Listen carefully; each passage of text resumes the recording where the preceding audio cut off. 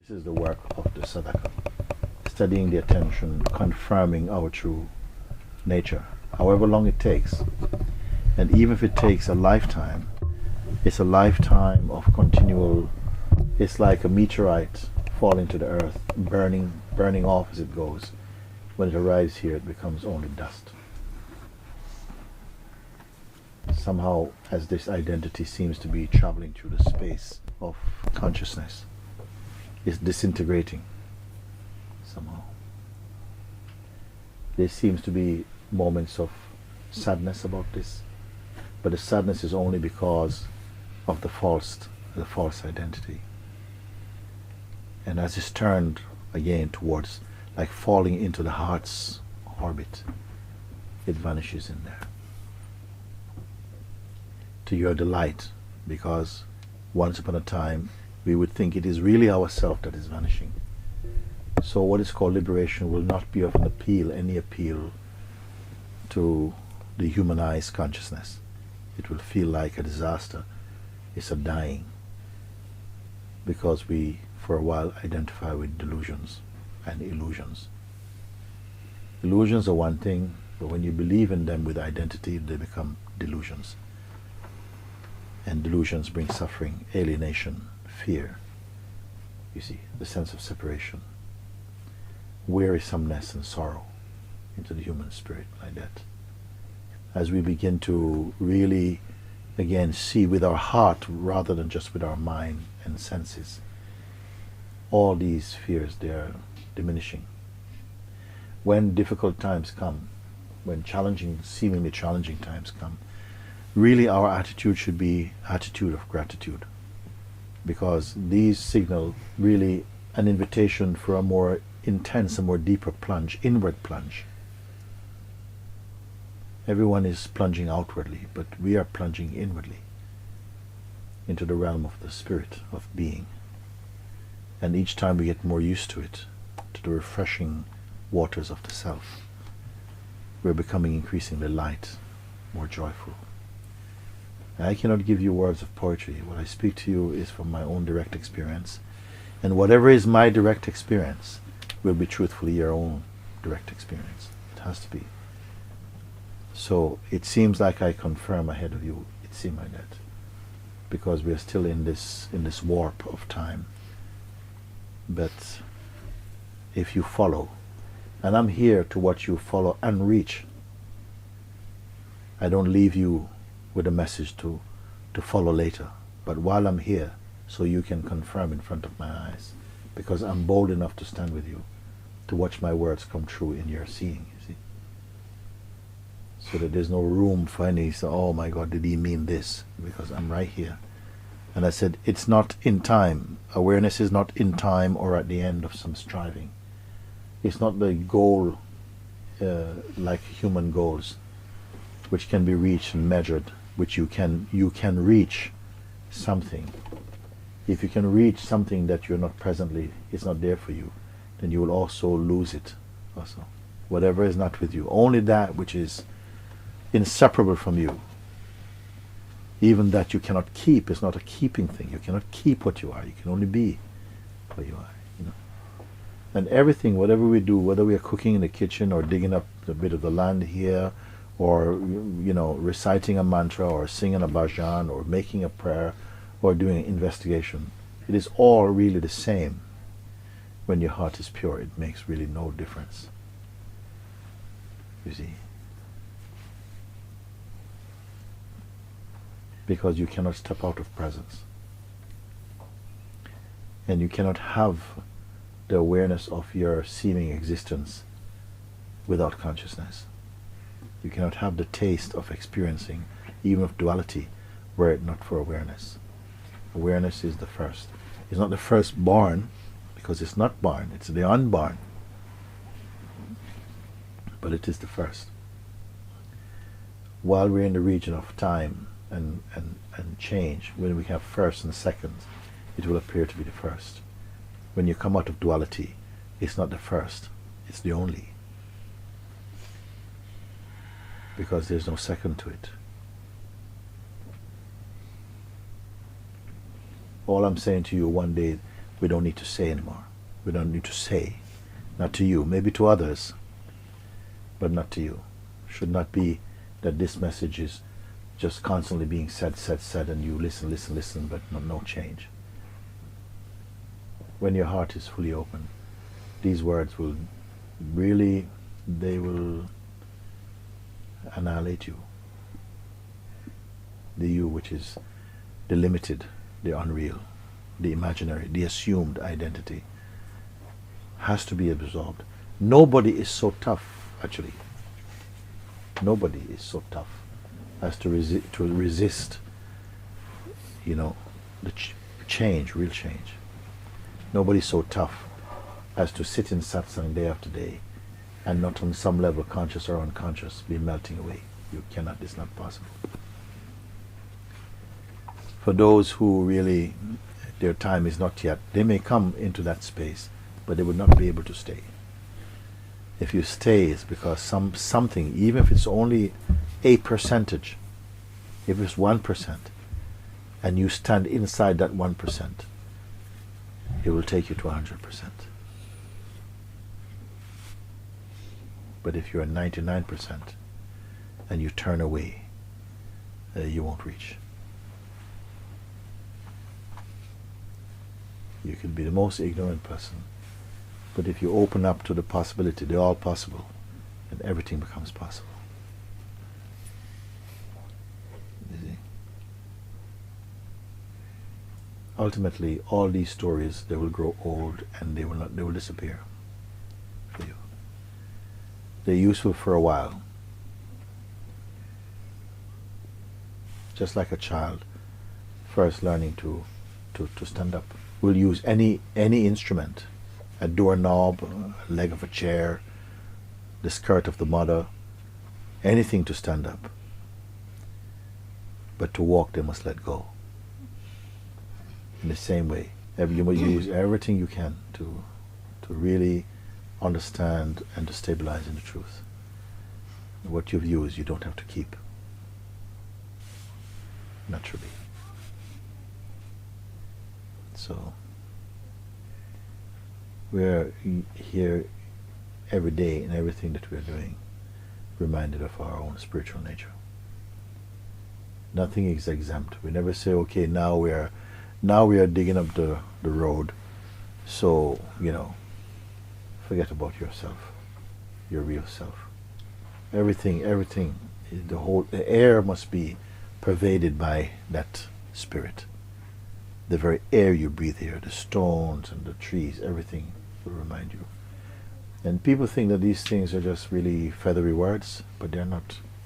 In the same way that sometimes you'll walk into a place to go to a saint's samadhi or into a temple or even just a happy home, actually. And you'll feel that the current, the vibration is so high. And it's not imagination. These are tangible things. I don't know if science can prove these things. I don't care about the science can prove. You see, but you feel that vibration. If you go into a house where there's been great sorrow, happiness, abuse, and so on, you'll feel, no, I don't want to buy this house. I don't want to inherit this energy. Because the walls will bear witness to the presence that's been there. Wherever there's been devotion and love and openness, the trees and the rocks will sing. They will sing of that visit, of that presence. You see, we should never be really afraid of human beings, because only in the human being is the supreme, most beautifully and most powerfully manifest. Of course it can be in your dog, it can be in your goldfish, it can be in a plant you love also, because they do take on some of your perfume. But in the human being, the supreme can shine beyond all the idiosyncrasies of the human mind. The one who is completely absorbed the truth, who has recognized, acknowledged, and is devoted to truth is regarded as the embodiment of truth itself, is a living God. Anyone who has come, and it's not flattery, it's not compliment, it's what we are, it's what you are. But we listen very much to our minds. The mind will really come to this until it is fully absorbed inside. All these things I talk to you about, you should not be worried about them, because we're not talking about something that's going to take 2 years or 3 years. It doesn't have to. I don't know if it's, sometimes I say it's amazing how it takes time to realize the timeless. It takes human time to move beyond time. Every time we do some meditation, guided meditation, or you sit quietly and you fall back into that indescribable place, you're in the timeless. It's just that one time, the sense that you'll fall and you will not come back. Not come back up in that way. Not come back up because of memory or some projection. But you come back as that. Rise up as that. Walk, eat, sleep, drink. Send your emails as that. It has to be that we come to a place, a point in your life where you have no plans, no schedules, no projections. Of course, you can have practical things, practical arrangements. You have to buy a ticket to leave town. You have to buy it ahead of time. These are practical things that don't create nuisance inside you. They don't create any mischief. But you will be free of psychological thought, psychological identity, empty like space. If the mind hears that, it will say, empty like space, that's not anything, what can I do like that? Where's the attraction? But when you are that, you'll see that the idea of possessing or keeping or holding on to seems so shallow. In fact, you will not be able to do it. It would be so ridiculous.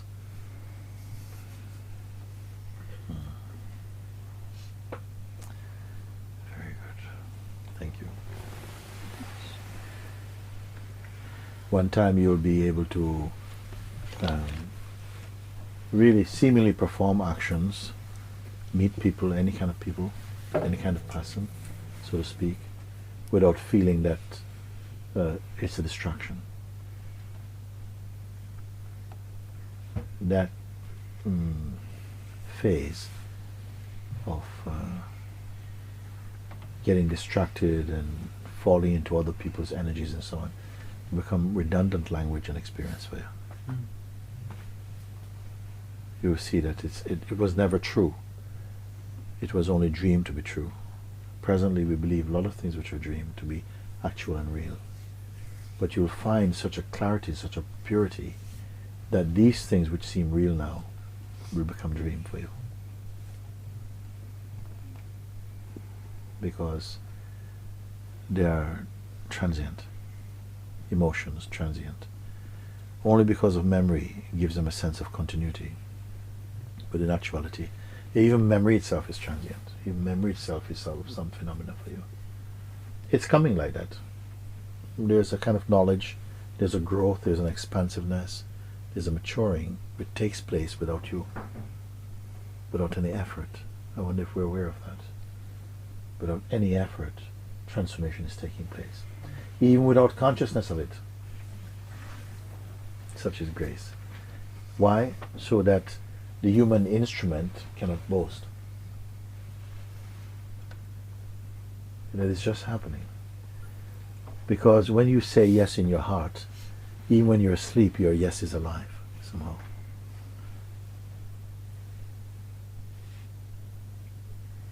Just like in sleep, your bodies continue to grow. Your consciousness continues to expand. Nobody knows about these things.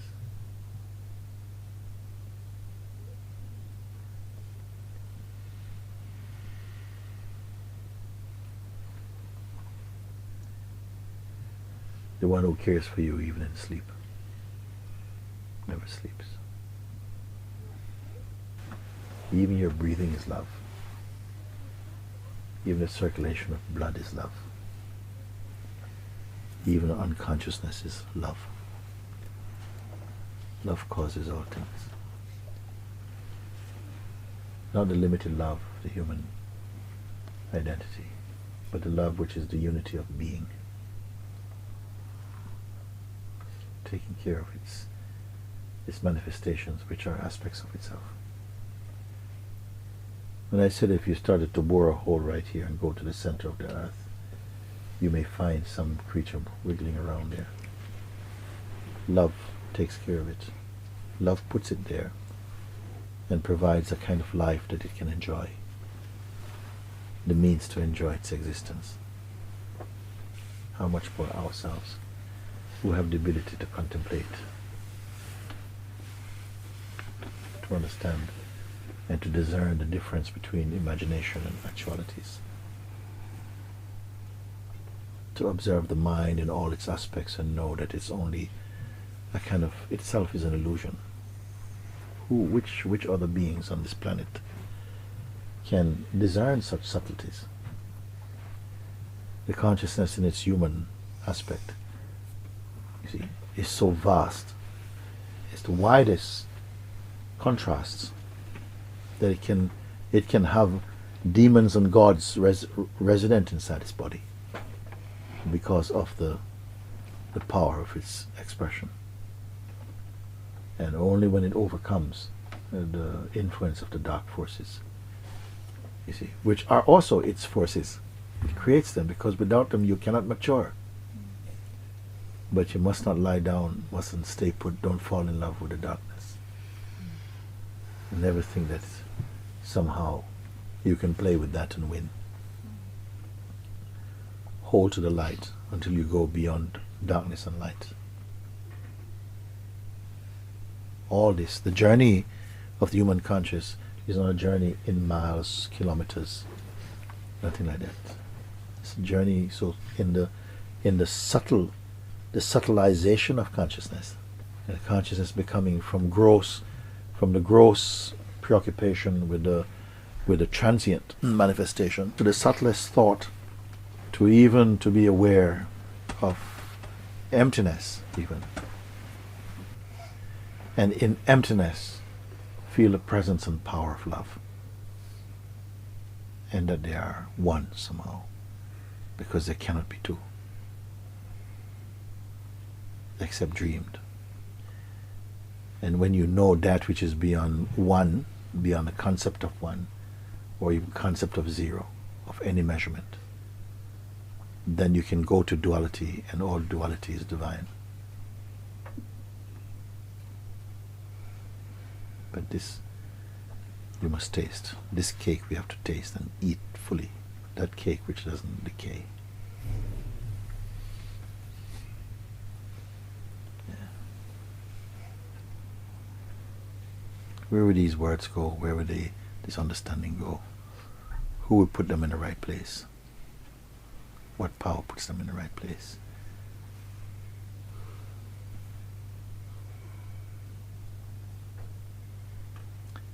Words cannot merely just be, sound, thought, and belief even. When they're energized by the pure mind, pure state, they become more than words, they become spirit. It's like the body eats raw food that can decay, like the body decay. The mind eats thought, emotion. The spirit eats bliss, contemplation. The Supreme does not eat and cannot be eaten. It's not top of the food chain. There's no food chain for it.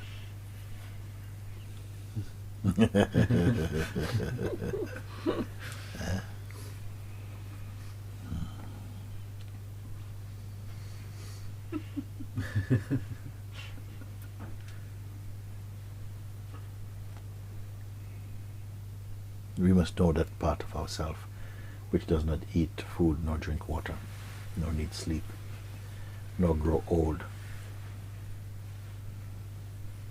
that no regions are affected by the play of the body-mind. How are you going to know it? The only way you could know that is because you're that. There's no way you could know that if you are not that. And some beings, they know that. No, not through the mind, not through the instrument of duality. They simply know. I don't know if the word know is the right word even. Because when that diversified itself, without losing anything of itself, when it became the many, it created language to, as a map, somehow, to communicate with itself.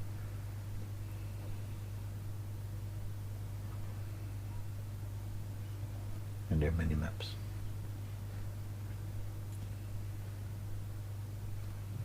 Who will know the mapless one?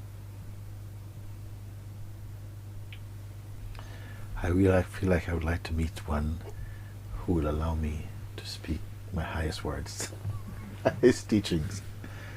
You know what my highest teaching is? It will be when I meet that one, because I don't know what it is yet. When I meet you, it will come. Do you know what I mean by that? Yeah. It's not saved up somewhere. The highest teaching cannot be saved up somewhere. It just is revealed when you meet one. Huh? Synchronicity. Synchronicity, as I told you about these past satsangs. It's not knowledge, it's synchronicity. Synchronicity is producing everything.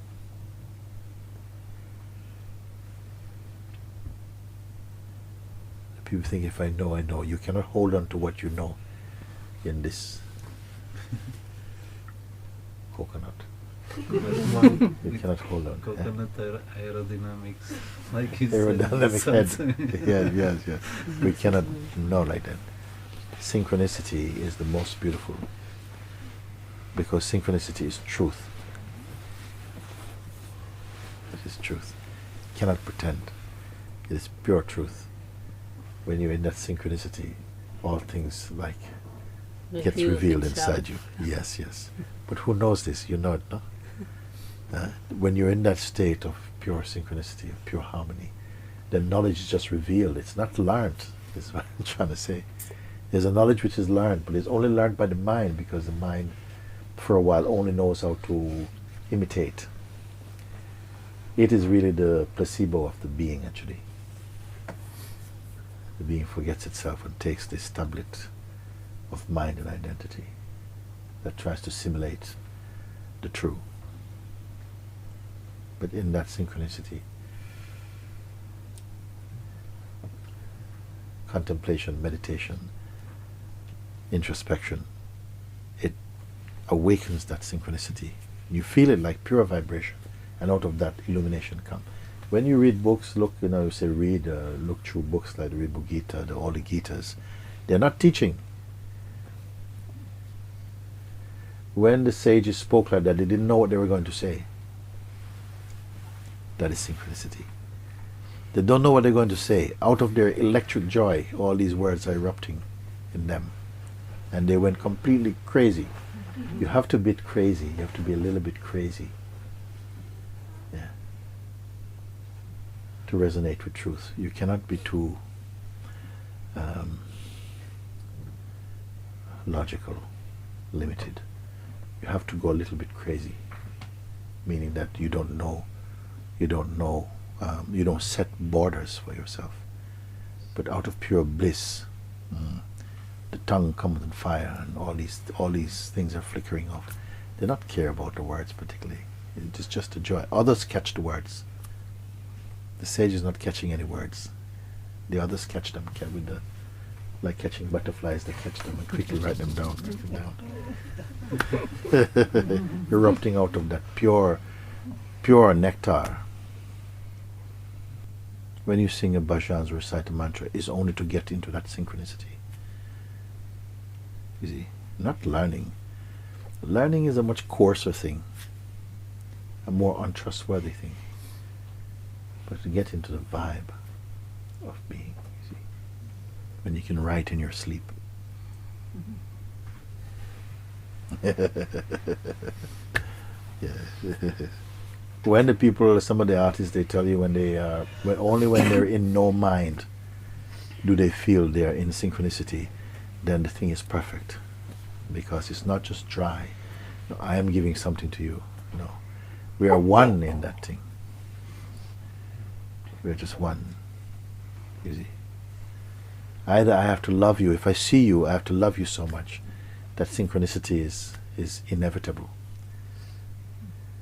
Or if I don't see you, I'm so unified in the oneness that synchronicity just, you see, it will sing to the devil itself, and he will dance. He will dance.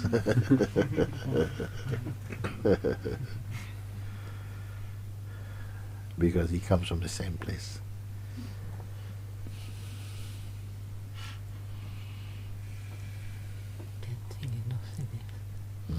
Dancing in nothingness.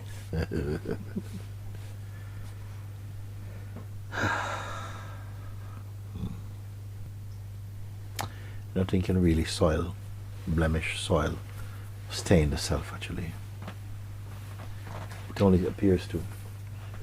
It's like dipping a pure diamond in donkey poo, basically. It cannot affect its value at all. But you might just miss it. Yeah.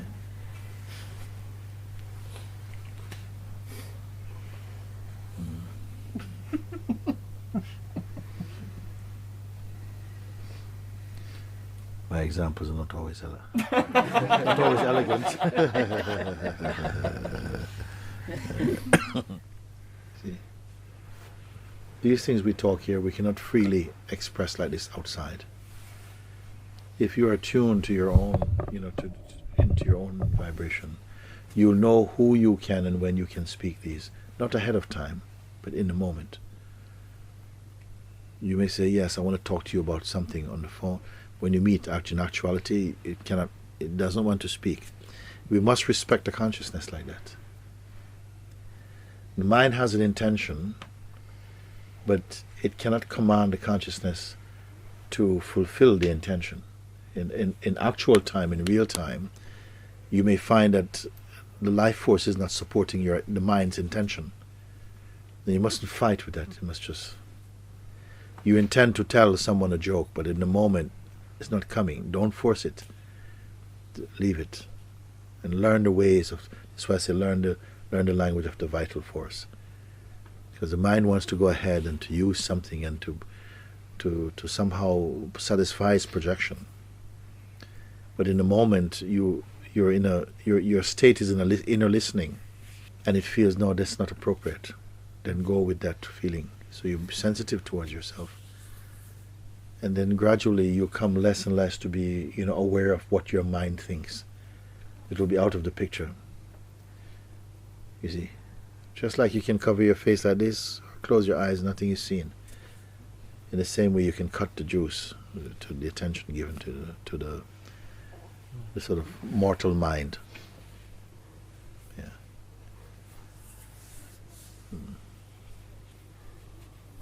Amazing how all of these things is just for you to somehow permit yourself to be into emptiness. Because no matter how much you study, you cannot be in a real space with someone who's empty. You just cannot. As for competing, they won't compete with you, but you will compete with them and you'll lose every time. But they won't be aware of you losing, and they're not interested in that. It will just be like somehow watching you play with some silly toy or something. You will just not do it. Because you'll always be coming from the past, which also doesn't exist.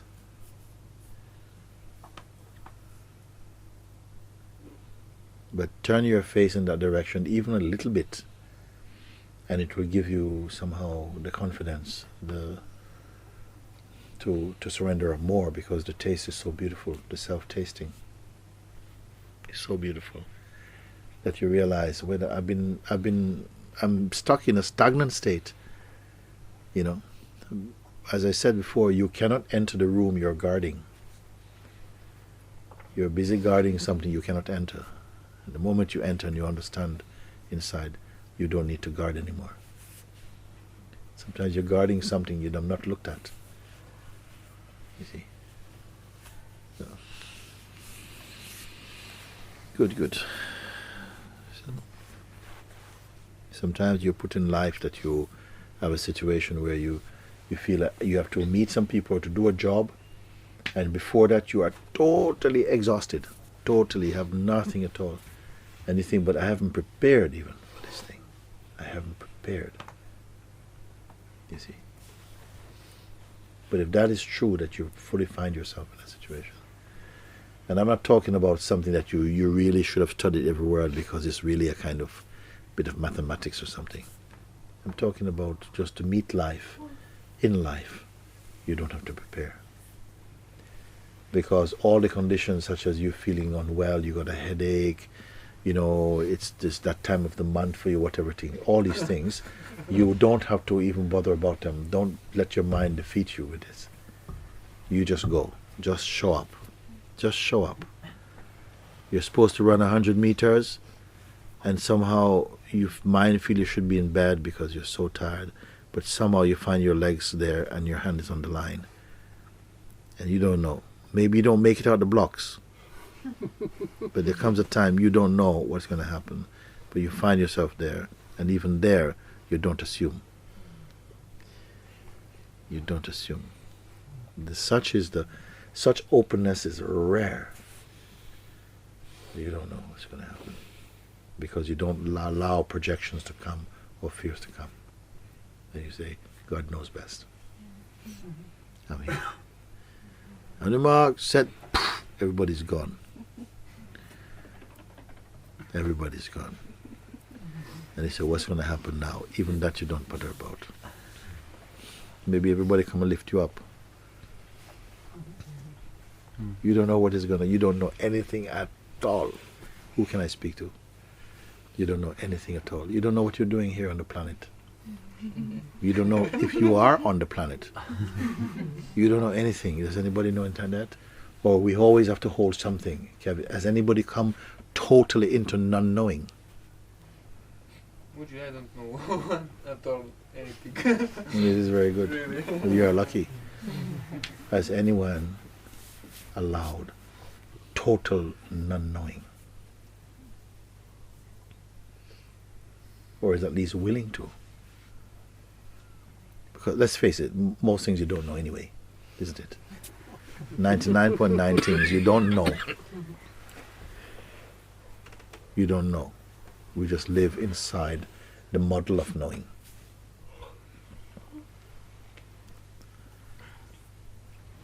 But to be willing inside to come to the place of, okay, just being. That's the way into not knowing. Don't try to not know. Just be. And be only concerned with just be. Don't try to unlearn, because that's an arrogance. You're just unlearning your ignorance, in a sense, which you cannot do. Just hold on only to the being and not follow the mind. Then you'll come into that which is beyond being and non-being even.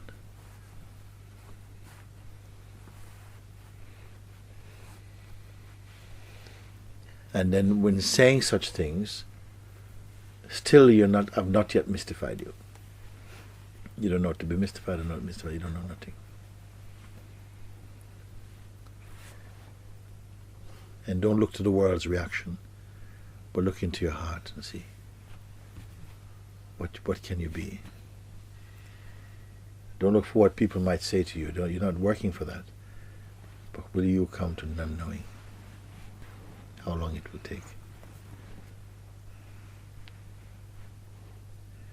And even a sense of non-knowing beyond the sense of this person who is thinking, yes, I'm in non-knowing. Even beyond that shape or that concept. Fully unplugged.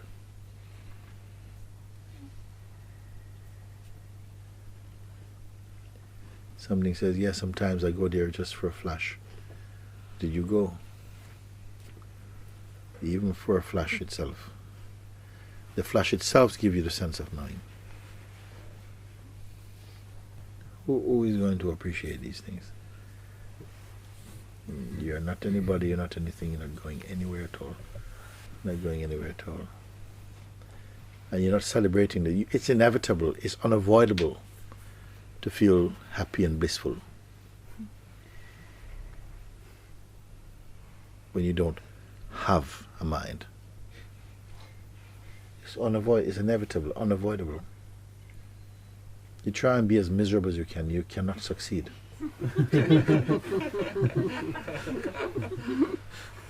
Do things to make yourself even more miserable or more happy. It's just complete ridiculous. They don't touch you at all when you come to that which is beyond being and non-being, being beyond the concept of being and non-being. The more you come into these regions, the more the population is decreasing by movements of billions. Who will be the last man standing? That when you become absolutely nothing, then you find love. Yeah. Galaxies of love.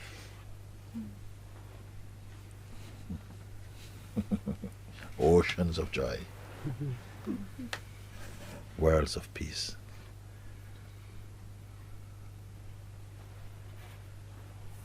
What a paradox that you have got to give everything up to find everything. What did Christ mean? He who loses his life will find it. You have to solve some of these ancient paradoxes and riddles. Just by yourself, inside yourself, you know them. But if you got just a sort of very intellectually oriented mind, you'll come stuck somehow. If you're a person of pure reason and rationale, then you'll feel stuck.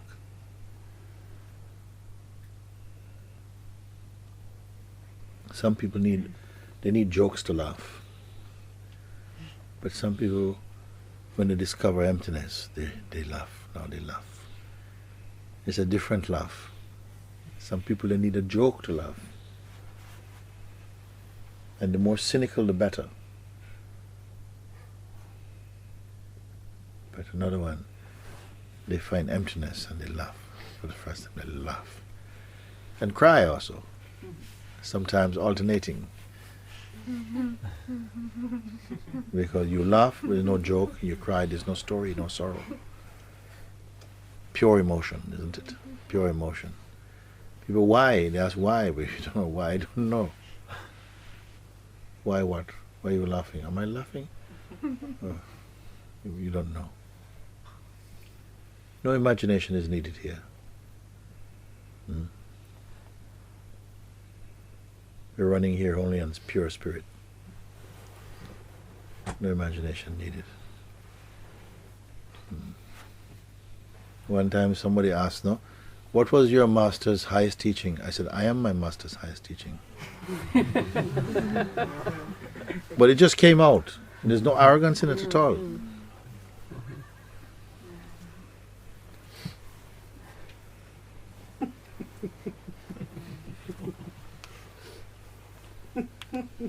It means you are no more. You are gone.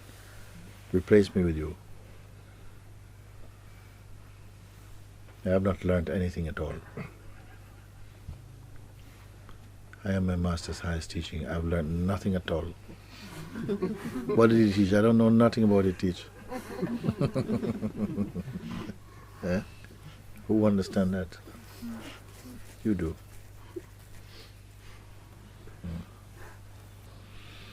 Good. I try to keep saying good night. I can't stop.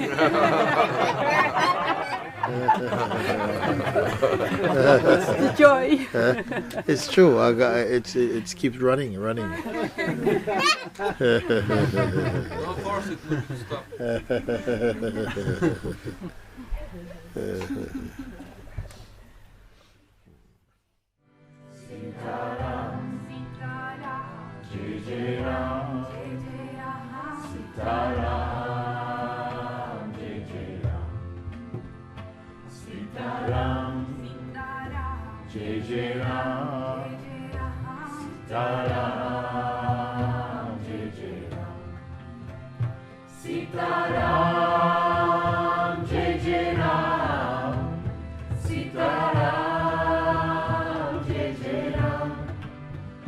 Sitaram,